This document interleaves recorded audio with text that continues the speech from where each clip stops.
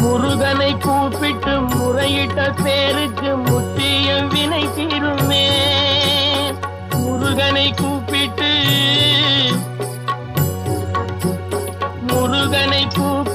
முறையிட்ட பேருக்கு முத்திய வினை தீருமே. உடல் பற்றிய பிணியாருமே வாழ்க்கை முற்றிலுமே நலம் பெற்று இனி தூரமெத்த இன்பம் சேருமே. அப்பன் முருகனை கூப்பிட்டு